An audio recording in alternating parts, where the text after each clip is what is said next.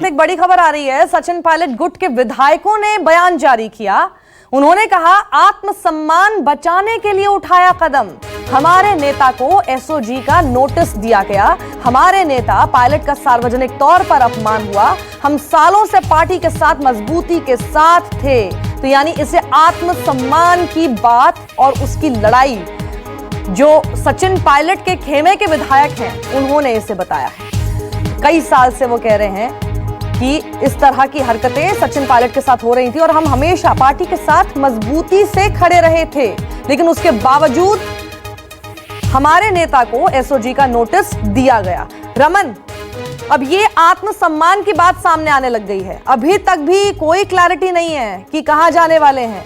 अभी भी ये सब आत्मसम्मान की बात है। अगर बात आत्मसम्मान की थी तो उसके ऊपर बातचीत की जा सकती थी, मतभेद था उस पर बातचीत की जा सकती थी, लेकिन लगातार ये कहना कि नहीं जी सीएम पद से आप अशोक गहलोत को हटा दीजिए, लगातार डिमांड्स क्या बढ़ रही थी सचिन पायलट की?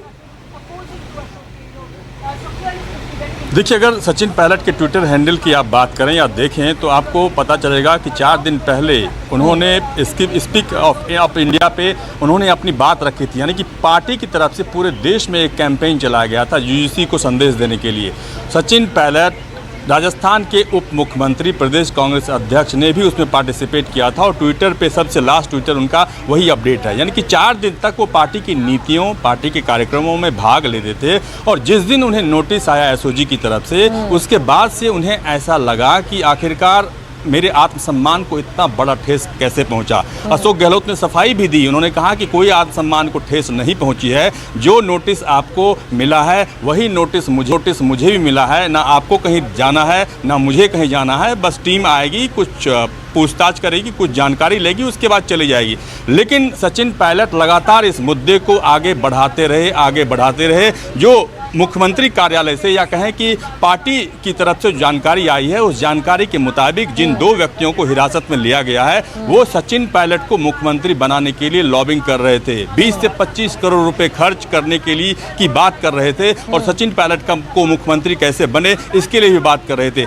जानकारी तो यहाँ तक आई है, कई उनके ऐसे ऑडियो टेप भी हैं जांच एजेंसी के पास में, जिसकी जानकारी कांग्रेस आलाकमान को दे दी गई और देने के बाद फिर भी उनको कहा गया कि आप अपनी गलती स्वीकार करते हुए वापस आइए, जो विधायक दल की बैठक है उस बैठक में शामिल होइए, अपनी बात रखिए। लेकिन उन्होंने विधायक दल की बैठक से भाग लेना सही नहीं समझा। फिर रणदीप सुरजेवाला ने कहा कि हम दूसरे दिन भी बैठक बुलाएंगे।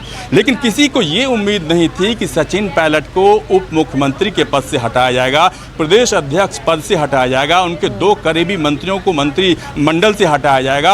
यानी कि अशोक गहलोत अगर राज्यपाल के पास पहुंचे हैं तो उन्हें सूचना देने के साथ साथ जो पोर्टफोलियो सचिन पायलट के पास है वो पोर्टफोलियो वो किस कैबिनेट मंत्री को देंगे इसकी जानकारी भी अशोक गहलोत देंगे। लेकिन सबसे बड़ी बात है कि अभी तक सचिन पायलट की तरफ से प्रेस रिलीज जारी नहीं किया गया है या कोई मीडिया से बात नहीं की गई है। फोन पे जरूर कुछ देर बात की गई है और बार बार ये कहा गया कि मैं बीजेपी में शामिल नहीं होऊंगा। अगर बीजेपी के नेताओं से वो संपर्क बनाए हुए हैं तो बीजेपी में शामिल नहीं होने की बात वो बार बार क्योंकि हो सकता है कि उनके कुछ विधायक बीजेपी में शामिल होने की शर्त पर उनसे छिटक जाएं, उनसे दूर हो जाएं। इसीलिए रणनीति के तहत उन्होंने फैसला किया है कि अलग पार्टी के रास्ते पर आगे बढ़ें और बीजेपी से समर्थन लेकर सरकार बनाएं। लेकिन इतना आसान नहीं है, क्योंकि इससे पहले भी आपने देखा कि आलाकमान ने अशोक गहलोत पर उस वक्त भी भरोसा किया जब विधानसभा चुनाव के बाद मुख्यमंत्री चुनने की बारी आई और आज भी भरोसा किया जब उन्होंने अल्टीमेटम दिया कि अशोक गहलोत को हटाइए। लेकिन आलाकमान ने साफ तौर पर कह दिया कि अशोक गहलोत को हम नहीं हटाएंगे।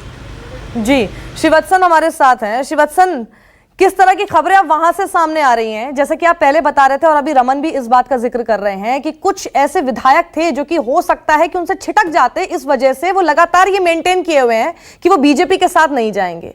आत्मसम्मान की लड़ाई अब ये बताई जा रही है। क्या वाकई आत्मसम्मान की ही लड़ाई ये दिखी या इससे आगे की महत्वाकांक्षा की भी लड़ाई है? जी देखिए, ये महत्वाकांक्षा से शुरू हुई आत्मसम्मान की लड़ाई मान सकते हैं इसे, क्योंकि सचिन पायलट ने विधानसभा चुनाव से पहले 5 साल बतौर पीसीसी अध्यक्ष सड़कों पर घूमकर बहुत काम किया था और जब 21 कांग्रेस के विधायक थे तो उस वक्त से लेकर कांग्रेस को सत्ता में लाने तक की कोशिश की थी और वो जब मुख्यमंत्री बनने का मौका मिला तो अशोक गहलोत अपने अनुभव के कारण बाजी मार गए। तो एक महत्वाकांक्षा थी मुख्यमंत्री बनने की, पूरी नहीं हुई।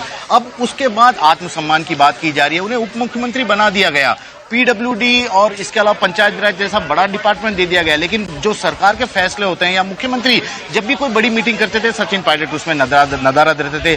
कोटा में जो लगातार बच्चों की मौत हुई थी, उस पर सचिन पायलट ने अपने ही सरकार को घेरना शुरू कर दिया कि जिम्मेदारी लो। इस तरह के तमाम बयान आने लगे। राज्यसभा अभी जो चुनाव हुआ है 19 जून को, उसमें जो प्रत्याशी तय किए गए, सचिन पायलट को यह भी पता नहीं था कि ये हमारे प्रत्याशी हैं। आखिरी वक्त में उन्हें बताया गया कि ये प्रत्याशी चुन लिए गए हैं और अशोक गहलोत के खेमे से वे लोग हैं। तो ये आत्मसम्मान की बात कहीं ना कहीं थी, लेकिन सबसे बड़ी अभी भी एक बात है कि उन्हें मौका, भले ही कांग्रेस ने उन पर तो कार्रवाई कर ली, लेकिन सचिन पायलट ने अब तक भी अपने ट्विटर हैंडल पर, उनके ट्विटर हैंडल पर उप मुख्यमंत्री ही लिखा हुआ है, पीसीसी अध्यक्ष लिखा हुआ है, यानी उन्होंने खुद में सचिन पायलट ने अभी तक चेंज नहीं किया है। श्री वत्सन, आप सभी हमारे साथ बने रहें। नमस्कार, मैं हूं मानक गुप्ता। अगर आपको हमारा ये वीडियो पसंद आया हो तो इसे लाइक और शेयर जरूर करें, और हाँ, हमें सब्सक्राइब और फॉलो करना ना भूलें ताकि आप देश और दुनिया की कोई खबर मिस ना करें। तो जुड़े रहिए हमारे साथ और देखते रहिए News 24।